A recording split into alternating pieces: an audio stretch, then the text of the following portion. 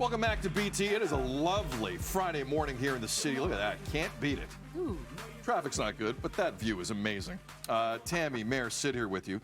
The G7 summit is going on in Italy right now. Normally, like since I've started the show in 2021, we normally have a Justin Trudeau story by now.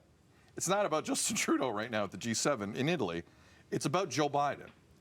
And you know, I think I can speak for a lot of us here. In our timelines on social media, once in a while, you'll see a Joe Biden is a little too old to be president thing cross your desk. And a lot of it is from very right-wing sites that pop up that I don't pay too much attention to. I'm kind of paying attention to what's going on here at the G7, because some of it's been a little concerning about the 81-year-old president of the United States. Yesterday, leaders watched a flag ceremony featuring some paratroopers, and we have the video. Afterwards, Joe Biden began to just kind of wander away. I don't know how else to describe this. That's him obviously far right. Italy's Prime Minister, Giorgia Meloni, who was hosting this event, who has a lot to do, had to physically walk over to the President of the United States and say, sir, let's take a look at the paratrooper.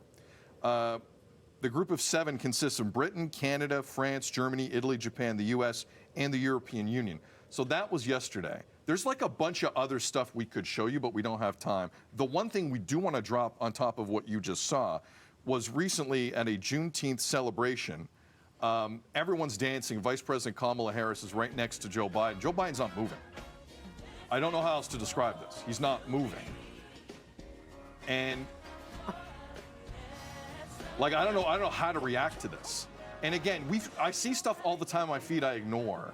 Tammie, I feel like I can't ignore this in an election year. How are you kind of absorbing visuals like this? Yeah, you know, the Juneteenth, what we're seeing here right now, I saw this a couple of days ago, and yeah, it was a little bit concerning, I thought, in that moment. And then coupled now with what I saw yesterday, I must have watched that video over 30 times, just wondering if it's out of context in any way, and it is not. He does appear to be wandering off, and it's almost like the other G7 leaders as well are kind of aware of something. Right. So Giorgia Meloni goes over to pull him over and get him to look at the paratrooper, but then the rest of the leaders as well follow so that they can all be one group again. And it is worrisome, especially when we're just a few months out from another vital election. And I'm wondering if it's time for the White House to put something out there. I wonder if this is the video or this is the instance where they will say something formally on the record about what is going on and just address it in some way. Yeah, because it does feel, you know, like you said with that video, there was something almost protective about it. And I've noticed that a little bit, you know, with his wife, with Dr. Biden, how she's often by his side and often kind of guiding and helping, it seems, for him to sort of conduct himself in a way that would be appropriate given certain situations that obviously he finds himself in as the President of the United States. And I think it's a very delicate subject matter, but it's getting less delicate as we get closer. Well, we got to address it. This is not, we can't act in terms of politeness. This isn't ageist. I mean, this is a question of vitality and capability and capacity. And I think those are things as, you know, the American people and quite frankly, you know, in the world, as they are the leader of the free world, it needs to be addressed in some way, 100%. For sure. Like, and we listen. I mentioned we could show more than just 2 examples. I meant it last week at Normandy to commemorate the 80th anniversary of the landing. The President of the United States just walked away as Emmanuel Macron of France was about to give a speech. It was really odd. It was very strange. And look, Joe Biden not that long ago challenged Donald Trump to a pair of debates, the first of which is 13 days away, coming up on June the 27th. Better be ready for that. Because if the visuals of that come out are weird, look out. And that there's not going to be an audience for that CNN debate on the 27th. It's going to be just a couple podiums, a moderator, as it should be. I don't believe in audiences at debates anymore. I'm done with that. We'll keep watching the story, but if you're running for President of the United States, I don't think this is off limits anymore. I think this is a real issue.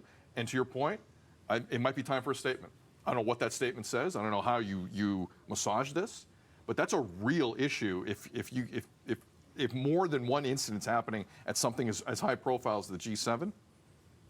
Stay tuned. When it comes to speeches, though, he has performed well Yeah. in the He's a past little sharp- bit. You know, You're there, right. so there are indications that there is still sharpness there, Yeah. and there is still, you know, capacity there. So I think these debates probably will be a positive thing. It's more like when he appears somewhere and doesn't need to say anything Yeah. that there starts to be some issues. So I don't know why speaking versus standing is easier. It would seem like that would be harder than just to stand there and turn the right way. But Right. yeah, Again, we'll see with those debates. Yeah, June the 27th, Thursday, June the 27th.